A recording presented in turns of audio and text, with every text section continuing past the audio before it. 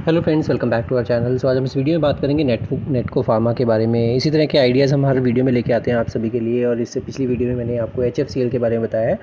HFCL बड़ा ज़बरदस्त लग रहा है चार्ट पैटर्न। इसी तरह से हमने और भी इतने सारे स्टॉक्स पहले भी आपको बताए हैं इसी चैनल पर, चाहे वो AB कैपिटल हो या फिर NCC हो, JSPL हो या फिर IOC हो। तो जितने भी स्टॉक्स हमने इस पर्टिकुलर चैनल पर बताए हैं सभी में काफ़ी अच्छी रैली आई है। बहुत ही कम ऐसे होंगे जहाँ पर हिट्स एंड मिसेस अगर हम काउंट करते हैं तो मिसेस बहुत कम होंगे और हिट्स काफ़ी अच्छे रहे हैं।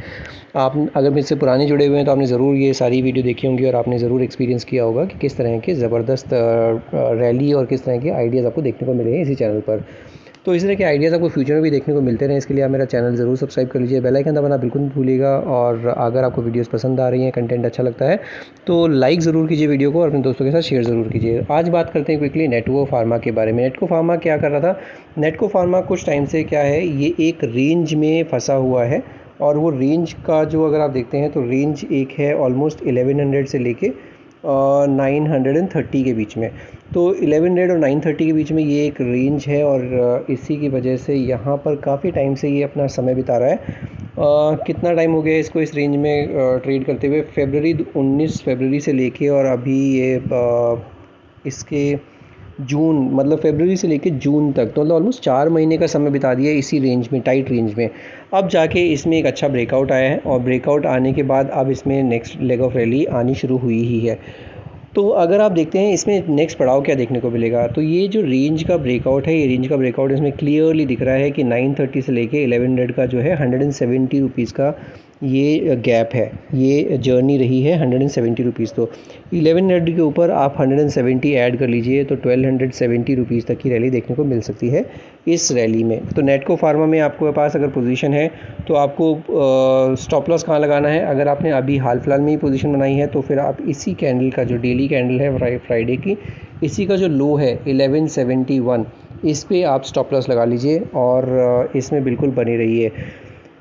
ये हालांकि ये जो चार्ट पैटर्न है ये मेरे रात पर इस छोटे से ब्रेकआउट की वजह से नहीं आया है और ये थोड़ा सा, अगर आप लंबे रुकेंगे तो इसमें काफ़ी फ़ायदा हो सकता है। और लंबे रुकना चाहते हैं तो इसमें जो ये ब्रेकआउट कैंडल है इसका लो था 1095, मतलब 1100 का जो मैंने ब्रेकआउट बताया है, यहाँ पर एक स्टॉप लॉस लगाइएगा। अगर आपने बहुत निचले स्तर पर बनाई हुई पोजीशन तो फिर आपको काफ़ी इसमें अच्छा टारगेट देखने को मिलेगा। बट काफ़ी लोग इसलिए भी लेते हैं कि मोमेंटम चेज़ करते हैं, तो मोमेंटम चेज़ करने के लिए आपके लिए टारगेट, ये जो स्टॉप लॉस है 1170 का, ये भी अच्छा खासा स्टॉप लॉस है, तो ये ध्यान रखिएगा। अब ये जो है 1270 का आपने रख लिया टारगेट, तो 1210 पे क्लोज़ हुआ है, तो 60 रुपये आने को है। और अगर आपने स्टॉप लॉस के पॉइंट ऑफ व्यू से देखते हैं तो 40 रुपये आपको खोने के लिए है। तो 1170 का मैंने आपको स्टॉप लॉस बताया और जो कि 40 रुपये नीचे है, और 1270 रुपये का टारगेट बताया जो कि 60 रुपये ऊपर है। तो ये जो है रिस्क रिवॉर्ड आपके लिए हो गया है। अब अगर आप देखते हैं RSI भी डेली के चार्ट पे, तो वहाँ पर भी 78 का RSI है, तो वहाँ पर भी RSI के पॉइंट ऑफ व्यू से मोमेंटम जारी है, मोमेंटम में कोई परेशानी है नहीं। थोड़ा सा पुराने बने हुए हैं तो 1100 का स्टॉप लॉस और या फिर 1076 का स्टॉप लॉस, जो कि इसका 20 डे में भी है। हालांकि बहुत दूर है 1076 या 1100, बट यही एक स्टॉप लॉस आपके लिए बनता है। एक बार वीकली के चार्ट पर देखते हैं, वीकली के चार्ट पर कैसा प्लेस्ड है। वीकली के चार्ट पर अगर मैं थोड़ा सा स्क्वीज़ करता हूँ इस चार्ट को, तो फिर आपको देखने को मिलेगा ये एक लेवल जो है 1190 का लेवल, ये आप देखेंगे यहाँ पे जो ये लाइन लगाई है, यहाँ पे इसने ब्रेकआउट दिया है। और ये ब्रेकआउट कब का है अगर आप देखते हैं तो ये ब्रेकआउट है आपका, ये जो लेवल बनाए थे इसने 21 मई में बनाए थे, तो मई 21 से लेके अब 24 आ चुका है, जून 24। तो 3 साल पुराना ये ब्रेकआउट है और बहुत ही ज़बरदस्त एक राउंडिंग बॉटम बनाकर ये आप देखेंगे कितना विशाल का एक राउंडिंग बॉटम बनाया है। और इस राउंडिंग बॉटम का ब्रेकआउट कहाँ पर आया है? ये राउंडिंग बॉटम का ब्रेकआउट आया है 1188, मतलब 1190 पकड़ लीजिए राउंड ऑफ करने के लिए। 1190 का जो ये लेवल तोड़ा है इसने, ये जो अच्छा खासा एक ब्रेकआउट आया है, और ये जो ब्रेकआउट आया है ये भी अच्छे वॉल्यूम के साथ आया है। तो ऐसा नहीं कि वॉल्यूम नहीं है, ये कैंडल भी काफ़ी अच्छी बनी है। ऑलमोस्ट 11.84% का रिटर्न दिया है इस पर्टिकुलर कैंडल ने इस वीक में, आप देखते हैं तो अच्छी कैंडल के साथ ये ब्रेकआउट आया है। तो बहुत ही बढ़िया पैटर्न बने हुए हैं। 1180 रुपीज़ का आसपास का आप 11 1190 का एक स्टॉप लॉस बनता है इस ब्रेकआउट के पॉइंट ऑफ व्यू से। तो 1190 का स्टॉप लॉस लगा के रखिए। और इस पोजीशन में अभी भी ज़्यादा देर नहीं हुई है, अभी ब्रेकआउट आया ही है लास्ट वीक में, मतलब इसी हफ्ते में ये ब्रेकआउट आया है। तो अभी भी आप अगर पोजीशन बनाने के बारे में सोच रहे हैं तो बिल्कुल बना सकते हैं इस पर्टिकुलर चार्ट पर।